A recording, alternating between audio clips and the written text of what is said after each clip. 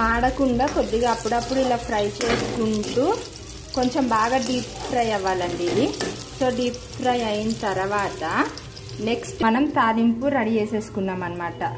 జీలకర్ర, ఆవాలు, ఎండుమిర్చి, కరివేపాకు, మినపప్పు, పచ్చిశనగపప్పు. ఇవేంటంటే సపరేట్గా ఆయిల్లో వేయాల్సిన అవసరం లేదు. ఇప్పుడు ఆయిల్ ఉంది కదా ఆల్రెడీ, దాంట్లోనే వేసేసుకోవడం. ఇదిగోండి ఇలా ఇదే ఆయిల్లో మనం ముక్కలు ఒక దగ్గర పెట్టేసి ఇప్పుడు రెడీ చేసుకున్న తాలింపులన్నీ వేసేసుకోవాలన్నమాట. ఇలా ఇవి కొంచెం ఫ్రై అయిన తర్వాత, కొద్దిగా లైట్గా ఫ్రై అయిన తర్వాత మనం ఇందాక వెల్లుల్లి కారం మమ్మీ చూపించారు కదా, కొబ్బరి వెల్లుల్లి వేసి ఆ కారం వేసేసుకొని దించేసుకోవాలంటే ఒక 2 మినిట్స్ మూత పెట్టి కలిగి కొంచెం మగ్గనివ్వాలి కారాన్ని. నేనేంటంటే కారం వేసిన టైంలో కొంచెం వెన్న కూడా వేస్తాను.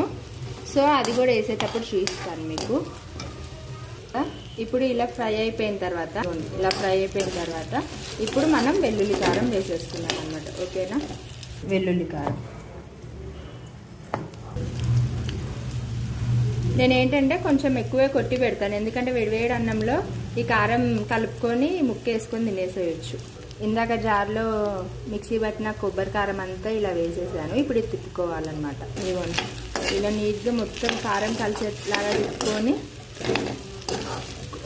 తర్వాత వెన్నేసేసుకొని ఒక 2 to 3 మినిట్స్ సిమ్లో పెట్టి మూత పెట్టి మగ్గనిస్తే చాలు. ఇంకా ఇప్పుడు నేను వెన్నేసేస్తున్నాను.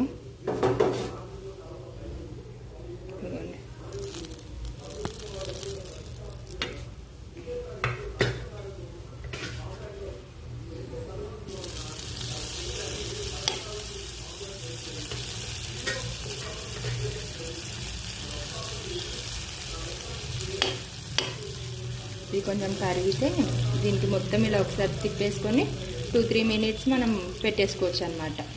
జనరల్గా చూసారా, ఇలా మూత ఓపెన్ చేయగానే మనకు మంచి వెన్న ఫ్లేవర్ అను వెల్లుల్లి కారం, కొబ్బరి కారం కొట్టాం కదా, అది బాగా అసలు స్మెల్ అయితే సూపర్ వస్తుంది. నిజంగానే బాగుంది. ఇంకొక 2 మినిట్స్ మగ్గితే కారము అంతా మంచిగా పట్టి బాగుంటుంది అన్నమాట. ఇప్పుడు ఒక్కసారి మూత ఓపెన్ చేసి చూద్దాము.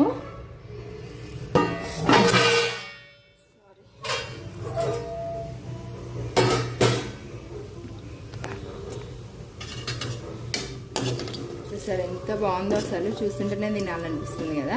వేడి అన్నంలో ఇది కొంచెం ఆల్రెడీ వెన్నేసాం కాబట్టి నెయ్యి వేసుకోవాల్సిన అవసరం కూడా లేదు. డైరెక్ట్గా ఇలానే పెరుగన్నంలో బాగుంటుంది. లేకపోతే మనం పప్పు కానీ పప్పుచారు ఏ పప్పు అయినా పర్లేదు. ఇది ఒక్కటే పప్పు అని లేదు, మామిడికాయ పప్పు అయినా లేకపోతే టమాటా పప్పు